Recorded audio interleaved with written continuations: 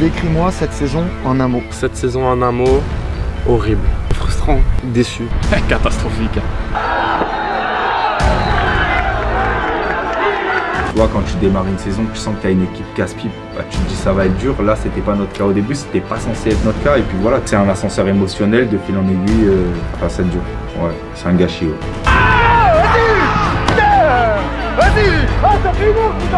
Tu peux pas gagner des matchs de foot sans marquer, c'est impossible.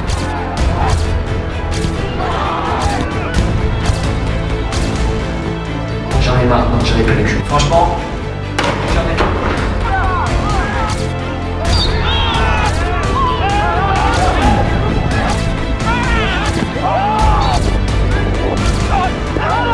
C'est pas possible dans les maudits. On dirait que quelqu'un nous a lancé un sort. Et franchement, ça m'a brisé le cœur.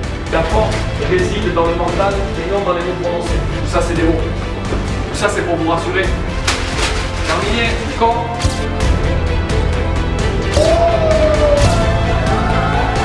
mais comment tu crois la qualité? Si on tombe, moi perso, m'a dit pas mal. Pendant un moment, je vais en prendre. Et je pense que vous aussi. Parce que si c'est pas le cas, vous n'avez rien à faire. Et j'ai pris les meilleures choses pour les prendre. J'ai gardé les meilleures choses pour les garder. Je veux pas qu'on perde des matchs. On trouve des excuses. Ça, et si. Donc ça, c'est fini.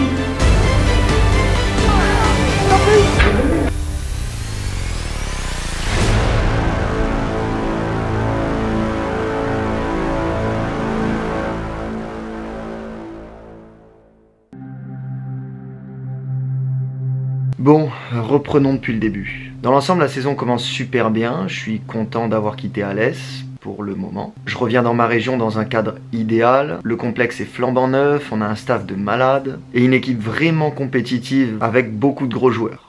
Pour le moment.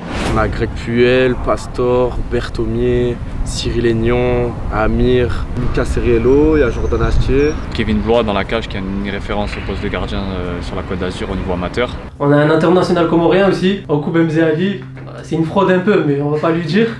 Que des gros joueurs qui ont connu le haut niveau quoi. Et avoir un effectif comme ça, eh ben, c'était pas gagné. Faut savoir qu'on joue pas dans la même cour que les grands. Les plus gros de la poule, ils ont un budget 2 fois supérieur au nôtre. Genre Cannes, Furiani, Gazélec, etc. Au vu de mes premiers entraînements, je me dis qu'il y a de la qualité, parce que déjà je connaissais pas mal de joueurs. Je me dis qu'il y a moyen de se régaler, de faire une très très bonne saison. On joue la montée, c'est sûr. Je me faisais pas de soucis. La prépa elle se passe super bien, on part une semaine en Italie faire un stage comme un club pro, on travaille bien et dur. Je suis en PLS, j'en peux plus. PLS. Le tout dans une très bonne ambiance. Franchement, c'est très agréable, il fait bon vivre. On voit des gens, ils ont l'air contents. Je pense qu'on va rester là. Le soir, je sais pas ce qu'on va faire, mais en tout cas, est-ce qu'on sera à l'hôtel? Je ne sais pas. Ce qui se passe en Italie reste en Italie, c'est ça. L'ambiance pour la prépa était incroyable, franchement. Moi, de mes années de foot, c'était la meilleure ambiance que j'avais vue. On s'est bien régalé, on a de sacrées anecdotes avec Thiag et Monsieur Valiénard. De sacrés fous rires jusqu'à pas d'heure. Surtout la chambre 102. La chambre 102, elle était incroyable. Ah, j'ai une vraie chambre de merde. Une chambre moyen quoi. Quel étage? 102. Mais t'es pas net, non? Très bonne chambre. Je sais pas si tu pourras mettre la blague pour laquelle on a rigolé. Tu l'as déjà mise dans la QDF. Elle y sera. Elle y sera? C'est bon. Thiag, t'en penses quoi?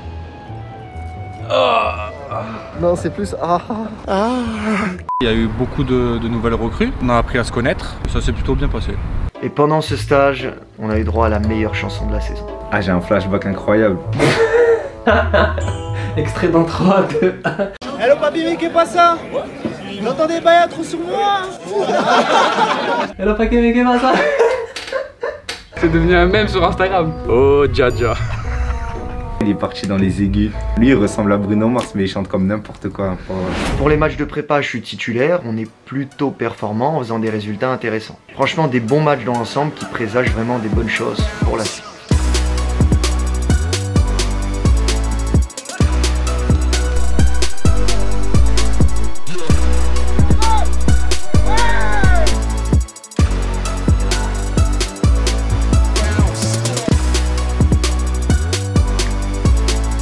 Mais un gros souci va venir entacher la fin de prépa. Et c'est un problème que vous avez été vraiment très nombreux à remarquer cette année. Les commentaires sous les QDF, bon, vous ratez trop devant. J'ai vu pas mal ça. Un problème de finition, je pense, devant, il me semble, si je suis un abonné fidèle. Carrément, ils pensaient qu'en coupe c'était un attaquant. Des fois, je voyais, le 8, frère, ça rendait fou. On attaque, ça marque pas. Valentin quitte ce club, ils sont nuls. Je vous en avais pas parlé à ce moment-là dans QDF, mais en gros, en l'espace de quelques jours, on perd 2 de nos 3 numéros 9. Premièrement, Dylan qui décide de partir au Gazélec. T'as trouvé le bon plan, hein. Départ du VSJB, signature au Gazélec Ajaccio, je te dis, il y en a, ils sont dans les bons coups. Et deuxièmement, il se produit un événement qui dépasse le sportif. Jordan a un gros souci de santé. Fin de prépa, fin août, j'ai fait plusieurs AVC. C'est à cause d'un trou que j'avais au cœur, une phlébite qui est montée et du coup j'ai fait des AVC. Et j'ai dû me faire opérer du cœur pour fermer ce trou. Et maintenant tout va bien et voilà, ça s'est passé un peu comme ça. Et je l'ai remarqué que j'étais de plus en plus essoufflé pendant les entraînements. Donc le problème c'est que là, juste avant d'attaquer le premier match de championnat, on n'a plus qu'un attaquant sur 3. Et le souci c'est que même si c'est un super joueur qui peut vraiment jouer partout devant, c'est pas un vrai neuf de formation. Il est meilleur que Jordan, mais si t'as besoin d'un finisseur, non, c'est acier. Est-ce que après la prépa t'es confiant? Je me dis qu'on va faire une grosse saison. C'est juste physiquement où je le crains un peu parce qu'on était un peu à la limite, quoi. Je m'avançais pas quand même autant, tu vois. Mais je me disais qu'on allait faire une belle saison. Je pense qu'on avait beaucoup de jeunes, peut-être peu d'expérience. C'est un niveau, il faut trouver un équilibre entre les anciens et les jeunes. Moi j'avais un doute par rapport à ça. Malheureusement, on rate complètement notre début de championnat avec 3 défaites consécutives. À ce moment-là, on le vit trop mal. C'est une situation qui, pour nous, est chaotique au vu de l'effectif et de nos ambitions. Déjà, il y a un petit coup qui dit tu gagnes pas les 3 premiers matchs et tout. C'est compliqué d'entamer une saison où tu te dis tu prends 0 points sur 3 matchs alors que dans ta tête, toi, t'es pas l'un des favoris, mais tu te dis que tu vas jouer le haut de tableau et de perdre ces 3 matchs, c'est dur. Mais avec du recul, en fait, on venait de jouer les 3 meilleures équipes de la poule et de la saison. C'est un peu comme si en Liga, les 3 premiers matchs de la saison, tu joues le Real, le Barça et l'Atlético. Donc en soi, rien de dramatique. Furani, pour moi, on se fait voler, clairement. On prend un penalty qui n'a pas penalty. Bon, certes, ils peuvent marquer après, on ne sait jamais comment ça se passe. Contre Cannes, on fait 0-0 à la mi-temps, on peut mener. On perd à la fin 2-0, on est à 10 contre 11. C'est des matchs qui se jouent pas à grand chose, comme un peu au niveau national 3, un peu tu vois en général. À ce moment-là, j'ai aucune inquiétude. Et après, on va au Canet, qui pour moi est la plus belle équipe de la poule en termes de football. Moi, j'étais dans les tribunes et j'ai reconnu personne. Mais là, le Canet, aucune excuse. On a été catastrophique, transparent. Ouais, mentalement, c'était compliqué pour tout le monde. À part Val, quand il revenait chez lui c'était tranquille. Petit unboxing maillot. Je te console en fait. C'est pour moi? Oh, magnifique. Franchement, je suis choqué. Ah, il est très très beau. Ah, franchement, ma mère, c'était un monstre. Pour vous réexpliquer le diable de concept de ma football box, c'est très simple. Vous commandez une de ces box. Les maillots qui sont à l'intérieur, c'est que des pépites qui sont normalement à 80 ou 90 €. Que des maillots genre collector, tu vois, genre des éditions un peu spéciales. Maillots originaux. Ouais, maillots originaux, soit d'une équipe, soit d'une sélection nationale. Normalement, t'es jamais déçu. Si jamais c'est le cas, vous avez quand même 3 semaines pour le renvoyer. Ah ouais. Ça, c'est lourd. C'est les maillots de la dernière saison, ils sont seulement à 49 €. J'ai ouvert le truc, je me suis dit, je vais être déçu, on sait jamais. Et là, je vois ça, grave content. Vous avez le code promo dans la description. Et en plus, la team, si vous achetez en ce moment une box avec ce code promo, il y a un des maillots qui est dans une box qui sera un maillot porté par un joueur et dédicacé. Un joueur pro, bien sûr, pas John Venzi. Merde, Venzi, ils se mettent pas oui. Allez, oh. D'ailleurs, dites-nous si vous voulez une collab avec ma football box, qu'on mette certains de nos maillots à l'intérieur. C'est possible. J'avais vu mes frérots Today's Football faire ça. Tout est dans la description. Merci à eux. Merci beaucoup à toi et à eux aussi. Ouais. Des bisous, on reprend la rétro. Ensuite, on enchaîne sur la Coupe de France. C'est la compétition qui peut à la fois te libérer et te donner confiance, comme te mettre le doute parce que tu peux te retrouver à tout perdre. On débute bien la compétition, comme toutes les N3, on rentre au 3e tour et on tire une équipe qui évolue en R2. Le match se passe bien et on l'emporte 3-1. 4e tour, on tire une équipe de district, une D3 pour être précis, le Petit Poussé. Logiquement, on gagne ce match et avec la manière en plus, puisqu'on leur met 9-0. Et mentalement, pour les attaquants, ça fait quand même du bien d'enchaîner les buts. Après, faut pas oublier que tu joues quand même une D3, donc tu redescends un peu. Ça a prouvé que t'es quand même. Qu'il y avait quand même une différence et ça fait du bien pour la confiance. Mettre 9 buts c'est bien, après il y avait trop d'écart. J'ai pas tiré trop d'enseignements de ce match. Voilà. C'est bien parce que ça nous permettait de passer un tour. Et moi je sais pas pourquoi j'avais un pressentiment, alors il s'est avéré totalement faux. Ça allait mal au championnat, je sentais que ça allait bien se passer en Coupe de France. Mais au tour suivant, rien ne se passe comme prévu. On tire une D1 et ils font clairement le match de leur vie. Ils nous accrochent 0-0 et on est éliminé au tir au but. suis rentré chez moi et je me suis mis une musique triste sous la douche comme ça. Avec tout le respect que j'ai pour Mougins, 3 divisions d'écart, ça doit se faire ressentir sur le terrain. Et moi, ce qui m'a posé problème ce jour-là, c'est qu'il n'y avait pas de différence. Ils nous ont tenu tête. C'est pas on leur marche dessus tout le match, on marque pas, allez, on perd au penalty. C'est que même dans le jeu et tout, ils nous ont tenu tête. Donc c'est là que c'était inquiétant. C'était une grosse déception, une des plus grosses de l'année. On est tombé sur le piège classique de la Coupe de France. Une équipe qui évolue dans des divisions bien plus basses que nous, mais qui est très bien structurée, et qui n'a rien à perdre et qui joue avec ses tripes. Au vu de notre début de saison en championnat, ils ont réussi à nous faire douter beaucoup trop facilement. Un mot que tout le monde redoute. La peur, le doute. Inconsciemment, il est venu. C'est tout à fait normal. Le doute, c'est le cancer de l'esprit. Ça vous empêche d'avancer. Tout le monde l'a ressenti une fois dans sa vie. Il faut faire en sorte de l'effacer le plus vite possible. En plus de ça, perso, l'an passé, je sors d'un parcours assez exceptionnel où on a enchaîné les victoires jusqu'à aller en 16e de finale contre la Ligue 1 de Montpellier. Donc là, la transition est brutale. Pour nous, à ce moment-là, on est super mal mentalement. Entre-temps, en plus, 4e défaite en championnat, donc toujours 0 points. Plus maintenant, éliminé de la Coupe de France au 5e tour, c'est le pire début de saison de ma vie. C'est dur. Honnêtement, j'ai jamais vécu un début de saison comme ça. C'est le pire début de saison que j'ai fait de ma carrière. Après l'élimination, c'est en quelque sorte la crise au club. On fait une grosse réunion avec des mesures radicales qui sont prises sur le plan sportif et extrasportif. Avec du recul, ce qui est un petit peu dommage, c'est que en soi, la situation, elle est pas non plus si grave. Au final, à ce moment-là, on a joué que 4 matchs sur 28. C'est relou pour jouer le haut de tableau parce que c'est notre objectif, mais pour envisager une potentielle descente, on est encore à des années-lumière d'être dans la merde. Je pense pas pour moi que ça soit si grave. Je pense que mentalement, c'est dur. Le doute, il est là, c'est sûr, parce que 4 défaites d'affilée, ça marque. Mais moi, dans ma tête, il y a un doute. Je me dis, c'est pas fini, c'est encore possible d'engranger une série de victoires et des points. C'est le début de saison et quoi, tu perds 12 points, tu perds pas la saison sur ça, tu vois. On a mis le feu pour rien. Tout le club s'est inquiété, mais je pense que les joueurs, nous, on savait qu'on allait se maintenir. Et je savais qu'avec le groupe qu'on avait, on pouvait pas descendre, c'était impossible. Cette réunion, clairement, elle nous a fait un électrochoc. À partir de là, certes, tout n'est pas parfait, mais on met le réveil et on passe la première.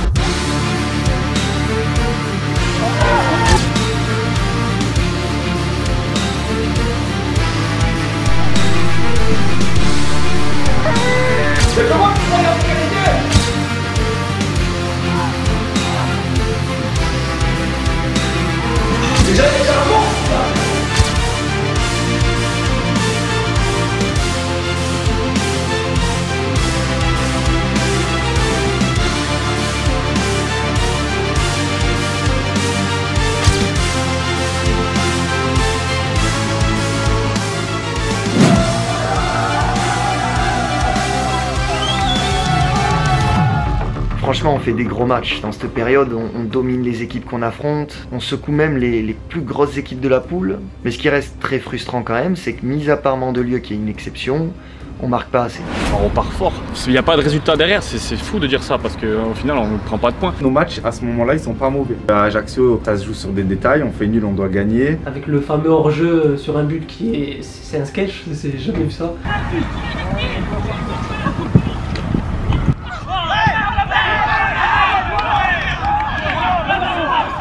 Je pense que c'est un peu le tournant parce que si à ce moment-là on gagnait ces matchs-là, bien qu'on aurait fait quoi qu'il arrive une mauvaise saison, peut-être qu'on a plus de chances de sauver. Là le problème c'est qu'on a perdu des points alors qu'on devait les gagner à ce moment-là. On enchaîne les bons matchs, on fait des matchs références comme Andou, Luciana, même Fréjus en amical et tout. Et je trouve que l'équipe elle est bien mieux après le match de la coupe, même s'il y a l'élimination.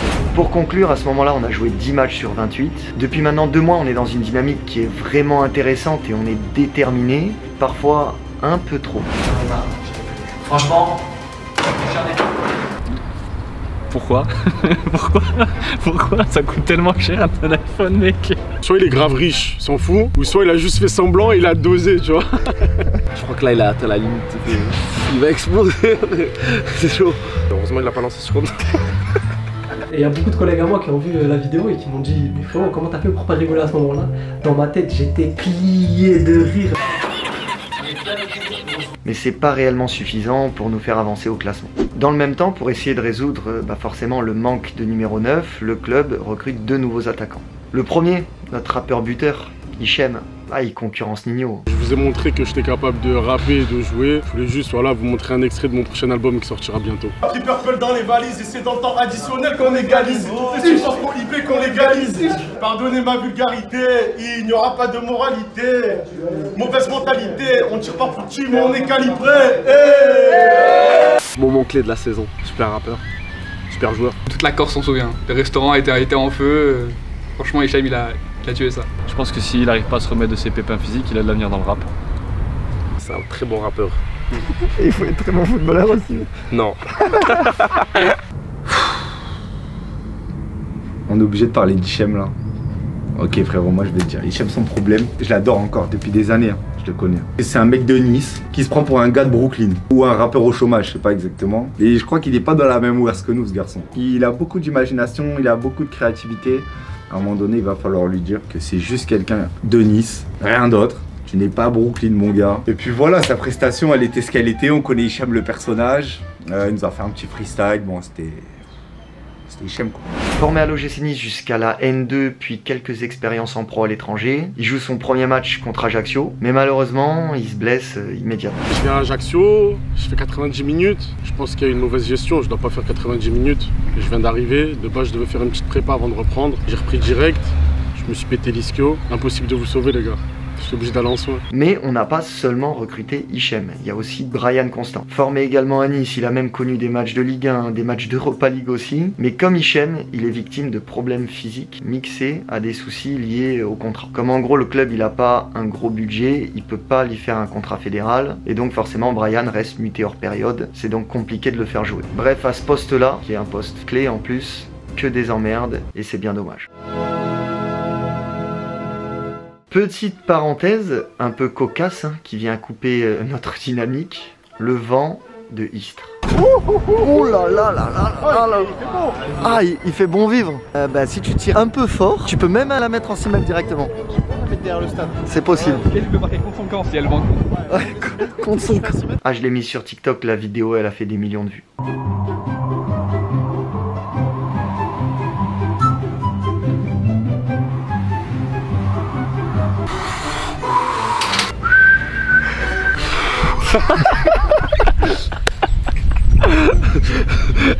Je pensais qu'ils allaient remporter le match. J'entendais même pas les mecs qui m'appelaient à côté. Le match de Istres, c'est même pas un match de football, franchement c'est incroyable. Dommage parce que j'attendais ce match avec impatience là pour jouer dans un beau stade. En plus on revenait fort à ce moment-là. J'ai jamais eu autant froid de toute ma vie. C'était un peu un match, tu jettes une pièce en l'air et pile face et celui qui gagne On ne doit pas le jouer ce match.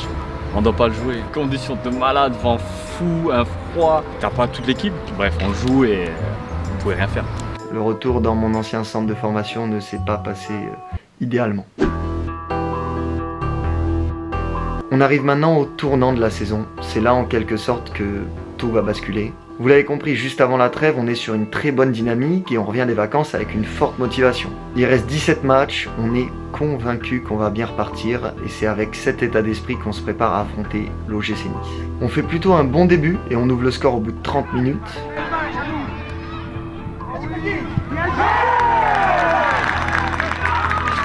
Retour des vestiaires, Nice arrive avec d'autres intentions et parvient très vite à égaliser. Malgré l'égalisation, on est toujours en train de faire un bon match. Et 8 minutes avant la fin, la victoire se dessine clairement pour nous puisqu'on met un deuxième but.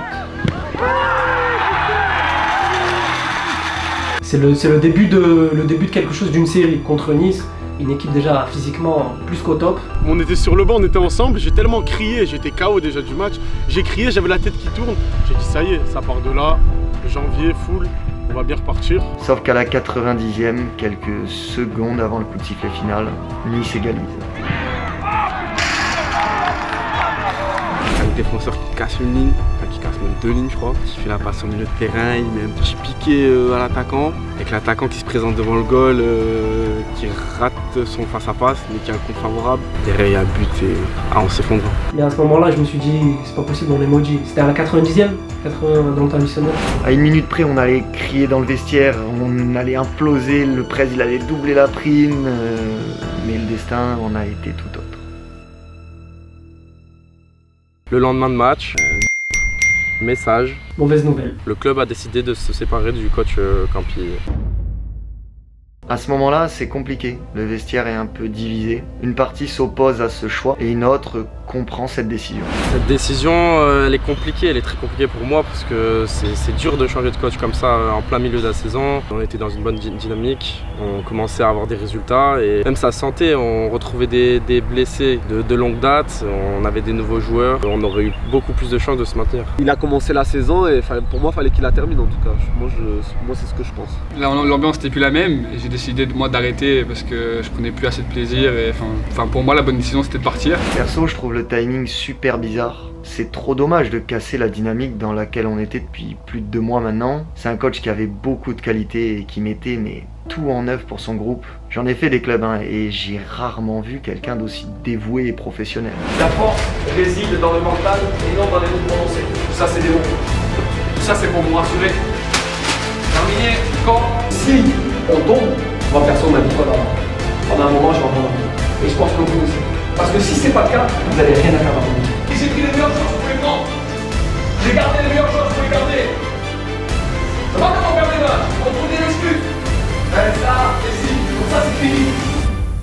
En tout cas, ce qui est sûr, c'est que cette décision a marqué un tournant dans la saison. Si on gagne ce match contre Nice, je pense que le coach reste. C'est un peu ça qui a déclenché le raz-de-marée finalement. C'était le moment de la saison où on était le plus compétitif. Il ne faut pas trop prendre en considération la fin parce que dans les cerveaux ça lâche. Et moi je pense que si on prend ces 3 points là, avec les 2 matchs qu'on avait fait avant et celui-là qui nous récompensait un petit peu, à mon avis on repartait. Je pense que tout au long de la saison, ce qui a manqué c'était un déclic mental. On s'est laissé tirer vers le bas parce que quoi qu'il arrive, tous les efforts qu'on faisait, ça payait pas. Et si à un moment donné on était récompensé par un truc et notamment par cette victoire, peut-être que ça aurait tourné.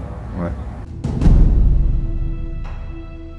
Un nouveau coach arrive, il débarque dans un environnement pas totalement inconnu pour lui puisqu'il était déjà entraîneur au VSJB il y a quelques années. Je suis arrivé au club quand c'était lui, donc c'est un peu lui qui m'a fait venir. Au niveau football, il y en a qui aiment, il y en a qui n'aiment pas parce que c'est, on va dire, c'est moins pointilleux qu'un Greg Campi sur des séances d'entraînement, sur des matchs ou quoi, mais après il a son système de jeu, il a ses idées et moi j'adhère complètement, donc c'est pour ça que moi j'étais content qu'il revienne ou pas, c'est un point de vue. Notre méthode de travail, plus ou moins, il arrive motivé, avec ses convictions et en termes de gestion, il avait une séance en moins. Bon, les entraînements sont un peu plus intenses, mais c'était qu'au début, c'était un semblant de physique qui nous manquait, c'était un semblant de physique qui nous manquait parce qu'après ça s'est atténué avec le temps. Il n'y a pas tant de choses, c'est le comportement de certains joueurs qui a changé. Et négativement, pas positivement. Ce qui est dommage, c'est que, on va dire que dans la globalité, je trouve que c'est beaucoup moins pro. Avec l'ancien coach, on s'entraînait 1 fois de plus par semaine, parfois même le matin. Il mettait en place beaucoup de petits détails qui peuvent faire la différence sur le long terme et qu'on n'a pas forcément l'habitude de retrouver dans nos niveaux. Les séances vidéo, les GPS, les débriefs individuels de nos matchs, etc., etc. Et je trouve perso que c'est vraiment dommage de perdre ça. Moi, le changement de coach, il est compliqué pour moi parce que je reviens de blessure. C'est compliqué de retrouver le groupe, de retrouver une place de titulaire, que les joueurs sont déjà en place. Parce que ça arrive dans un groupe, mais après oui, voilà, moi j'aimais bien le coach, donc c'est sûr que ça fait pas plaisir. J'ai senti quand même sa façon de vouloir changer un peu les choses quelques semaines, malheureusement après ça n'a pas tenu le fil. Il a tenté quelque chose, il a tenté un peu de renouveau. C'est jamais facile de prendre une saison aussi en cours comme ça. Les changements, ils plaisent à certaines personnes et ils plaisent pas à d'autres. Je pense qu'il était trop tard pour qu'on ait un déclic. On coulait quand même. C'était pas le bon moment. Premier match avec le nouveau coach contre Rousset, on est méconnaissable. Défaite 1-0, on s'en sort bien dans un match où on a été absent. On perd 1-0 sur une action un peu chelou, sur une petite erreur défensive. Ah, Rousset, non, match total. C'est non match total, c'est un des nos pires matchs je pense. On perd 15-0 mais on se fait bouffer quoi. Deuxième match, on se déplace à Cannes. On rentre plutôt bien là dans le match et on se crée des occasions. En tout cas on est bien plus présent que contre Rousset. Sauf qu'au bout de 30 minutes, Cannes enchaîne et nous surclasse. Petite manita, 5-0. On joue bien, on les met en difficulté, on va les chercher. Moi j'ai une belle action, je mange. Greg derrière il a une superbe action qui mange et après on prend 3 buts d'affilée sur coup de pied arrêté. Et déjà que t'es moyenna, si en plus tu es sur le coup de pied arrêté, t'es pas au marquage et que tu prends 3 buts sur coup de pied arrêté à Cannes, chez le deuxième du groupe, tu peux pas t'en sortir. Et au final on en prend 5 et c'est ce qu'on retient juste. Pour finir on reçoit le Canet, à ce moment-là deuxième du classement. Et là il y a vraiment du mieux. Même si on subit, on arrive à faire un partout grâce à un but de la diable de tête de John. Ma gueule. Mais tu m'as mis dans une merde avec ce truc. Mais elle est pas grosse ma tête, elle est normale. Arrêtez avec ça. Vous voyez pas la cage derrière elle. Franchement, John, c'est ta faute. C'est un big tête. C'est-à-dire quand il marche, s'il est pas en équilibre, soit il va trop vers l'avant, soit trop en arrière. On dirait un micro, j'ai. Faut prendre des nouvelles du ballon parce qu'il a... C'était chaud. John, frérot, t'as un crâne. Qu'est-ce qu'elle a la grosse tête de John? Je sais pas, moi j'ai pas compris. Ça a pris une ampleur mais j'ai pas compris sa grosse tête. Je suis désolé pour l'écran, mais il faut demander ça à John. Et je pense que sa mère, elle a dû accoucher par césarienne. Tu vois, je suis désolé déjà, je m'excuse. Mais c'est impossible que ce soit passé par l'endroit naturel. C'est impossible. Impossible. C'est un fou le crâne qu'il a, j'en reviens pas, putain. Bref, vous avez compris, le changement n'a pas vraiment changé grand-chose. Corté marque le début de la fin. En gros, c'est le dernier match de la saison avec une équipe présentable. On fait un début de match, franchement, magnifique. On joue bien et on a pas mal d'occasions. Au début de match, on est hyper bien, on est solide, ils n'ont pas d'occasion, on domine tout le match. Dans ce début, on est un peu dans le même mood qu'avant la trêve, l'époque où on jouait vraiment bien. Mais également avec les mêmes problèmes. Ça ne rentre pas. C'est un dégagement, je crois que c'est John, il a dévié en plus. Attends, le défenseur il vient, il croyait qu'il allait l'avoir, il l'a pas eu. Je la prends, en fait je suis seul face au goal et je me dis, ah j'ai une occasion. Je me dis j'ai une occasion. Comment ça se fait? Normalement je mets une bastos. J'ai tiré doucement, mi-hauteur et il me la sort. Et à cause de moi on n'égalise pas. Hein. Du coup, Corté en profite et remporte le match. Et cerise sur le gâteau, du jamais vu, à ce match-là, tout le monde se pète. Hichem en coupe Greg et moi. C'est une dinguerie. C'est l'hécatombe. Blessés, on rentre tous café, on rentre en bateau. Moi j'ai mal à l'adducteur, je prends un coup en plein match, il fait mal à l'adducteur. Toi, cheville qui tourne. Il y a tout le monde qui avait mal quelque part, on était tous blessés. La semaine suivante, contre l'Atlético, vient s'ajouter à la liste Pasto, Nassim, entorse du genou, et surtout le frérot Samy, fracture du péroné. Fracture du péroné et ligament antérieur de la cheville, déchirure. Ce qui fait que là, en l'espace de 2 semaines, on perd plus de la moitié de l'équipe titulaire. C'est pas possible, on est maudit. On n'avait jamais le groupe au complet. Au moins minimum 5 joueurs de blessés par match. Donc ouais, c'est bizarre, on dirait que Kaka nous a lancé un sort. Bah, saison finie quoi pour moi. À ce moment-là, je me dis que c'est vraiment un cauchemar. C'est-à-dire que c'est vraiment, on n'aura rien pour nous jusqu'à la fin de saison et on est vraiment mort jusqu'à la fin de saison. Ça va, c'est notre saison. C'est comme ça, on est noir. Qu'est-ce que tu veux faire? Un garçon comme Hugo Duto qui est un super joueur, qui est une recrue qu'on voulait tous absolument. Le pauvre, il n'a pas joué de l'année. Joe, ce qui lui arrive. Sissou, il n'a pas fait beaucoup de matchs. Et encore, j'en oublie sûrement, tu vois. Mais ça a été notre saison. On a quand même une nouvelle qui fait extrêmement plaisir. Jordan, après plus de 6 mois de bataille pour se remettre de son AVC, revient. Et malheureusement, juste 2 matchs après son fameux comeback, nouveau problème. Ce jour-là, je suis derrière lui à l'entraînement. Et bon, moi, Jordan, c'est un ami de longue date. On était ensemble à l'OGC Nice et tout ça, on s'est toujours très bien entendu. Par rapport à tout ce qu'il a vécu ces derniers mois, c'est quelqu'un qui revenait de loin, il reprenait goût au football, il reprenait plaisir, tu le voyais avec le sourire et tout, enfin c'était magnifique. Et puis ce jour-là, c'était anodin. Il se fait les croisés sur un appui tout seul et j'entends crier. Et au moment où je l'entends crier, je sais qu'il s'est passé quelque chose de grave. Parce que je le connais, franchement ça m'a brisé le cœur. Ça me fait beaucoup de peine.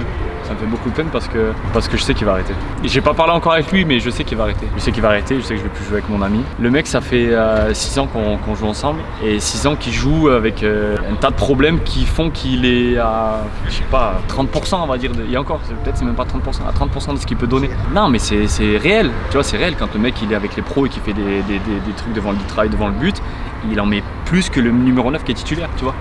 Après, il y a des choses qui font qu'il joue pas le mec, mais voilà, devant le numéro 9, c'est un crack. Et il se fait ça et tu te dis, putain, déjà, je suis triste parce que je vais plus être avec mon ami.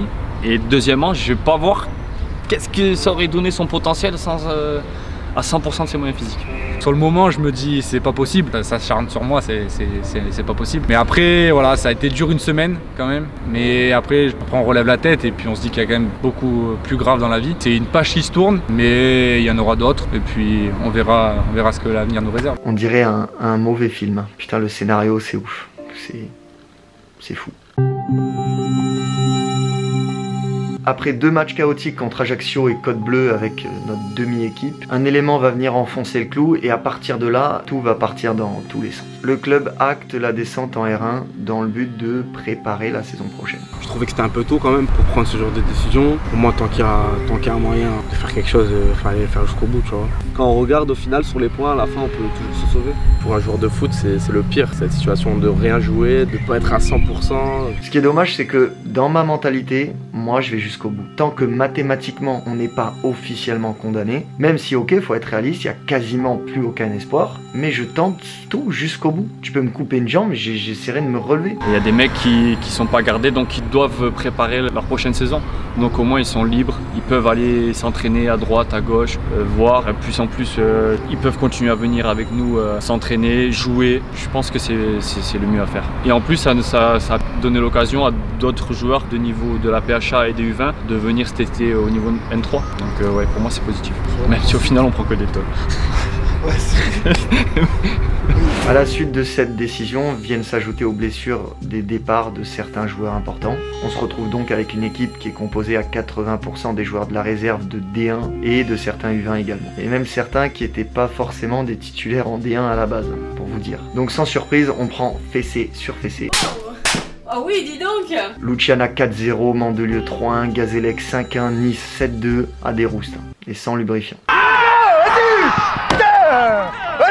Ah, ça fait 1 heure, vous en faites! Ça fait 1 heure! On est complètement en dessous. C'est chaud hein, mentalement à vivre de prendre des rousses comme ça. Mais c'est logique, hein. L'équipe n'est plus du tout au niveau, donc en vrai, rien de très étonnant. Pour conclure, saison qui collectivement, de par les résultats, aura vraiment été un enfer. Elle va nourrir énormément de regrets, je pense, parce que franchement, si on la rejoue, mais 9 fois sur 10, on se maintient. Et même, on fait bien plus que le maintien. Cette saison, ça a été un cauchemar. Le seul point positif, c'est que j'ai rencontré des personnes en or. Comme on dit souvent, je pense que dans un monde parallèle, on est champion de N3 et on monte en N2 l'année prochaine. Quelle déception. Déception. Ouais, grosse déception. Quoi d'autre? Une saison vraiment très compliquée. Que ce soit les personnes que je connaissais avant ou les nouveaux, j'ai quand même découvert des bonnes personnes. On s'est quand même régalé, en tout cas au début. Et on avait un bon potentiel à la base. Maintenant, te dire ce qui n'a pas marché, je sais pas. Il nous a manqué beaucoup de chance et un peu de réussite. Après, il y a des contextes extra-sportifs d'arbitre ou encore sous quoi des buts hors jeu qui sont pas hors jeu, ça on va pas revenir dessus. On n'a jamais vraiment eu le même 11 type qui démarrait à chaque fois et qui forcément engrangeait des automatismes, engrangeait on va dire de la confiance. Le nombre de matchs où t'as les premières situations et que même quand tu les mets pas, l'adversaire en met un et que tu as encore l'opportunité de revenir derrière, tu les mets pas, tu peux pas gagner des matchs de foot sans marquer, c'est impossible. On a tous bien travaillé parce qu'on a quand même progressé je pense dans cette saison malgré les résultats. C'était cool humainement mais sportivement c'était vraiment dur. Je vais plutôt garder les souvenirs en dehors des matchs, les souvenirs du vestiaire, ou les souvenirs de déplacement, ou les souvenirs du stage de préparation on va dire. Mais ça va me servir de leçon et ça doit nous servir de leçon à tous en tant que sportifs et hommes parce que moi personnellement je veux plus revivre jamais une saison comme ça. C'est une de trop déjà, c'est une de trop. Je vais pas me morfondre sur cette saison, je vais pas cracher sur un tel ou un tel. C'est une saison où j'ai rencontré des gens comme toi, avec cet univers là. Et que j'ai passé une saison de plus avec des amis. Il y avait la confiance qui a pas mal joué. Parce que quoi qu'il en soit, on faisait des efforts pour essayer de redresser la barre et le week-end, on n'était jamais récompensé. Souvent, ça s'est joué à des détails. Tu vois, quand tu démarres une saison, tu sens que tu as une équipe casse-pipe, bah, tu te dis ça va être dur. Là, c'était pas notre cas au début, c'était pas censé être notre cas. Et puis voilà, c'est un ascenseur émotionnel de fil en aiguille. Enfin, c'est dur. Ouais, c'est un gâchis. Ouais.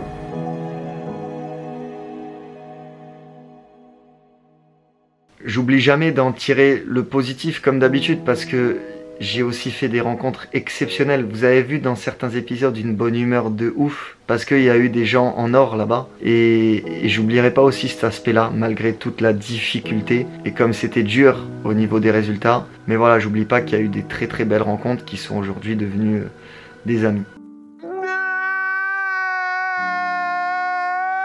Je vous remercie énormément d'avoir suivi cette saison de près, de nous avoir autant soutenus parce que c'était dur. Vous l'avez compris, je pense, à travers cette vidéo. N'hésitez pas à me dire aussi si vous avez kiffé ce genre de rétrospective. C'est peut-être quelque chose qu'on pourrait refaire à la fin de chaque saison, qu'elle soit très positives ou très négatives comme celle-là. C'est vraiment pas facile à réaliser. J'ai essayé de vous faire comprendre certains aspects que vous n'avez pas forcément vus tout le long de la saison. Donc si vous avez kiffé, posez votre commentaire, posez votre pouce bleu. N'oubliez pas comme d'hab de vous abonner surtout pour connaître la suite. On est en plein mercato, ça avance. J'ai hâte que des choses s'officialisent et j'ai hâte surtout de tout vous partager comme d'habitude. Abonnez-vous, je vous fais un diable de V. Ciao la team.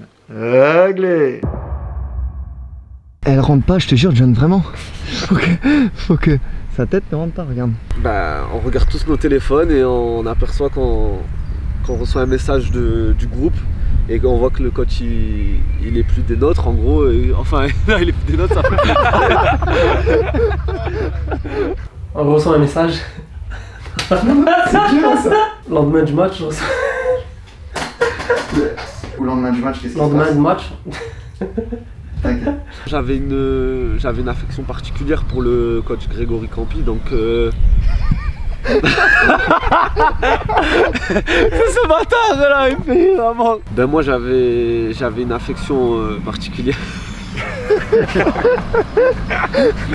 Tu nous as supporté toute la saison? Ouais. Ok. Même s'il y a eu 0 cri de guerre, c'est pas grave.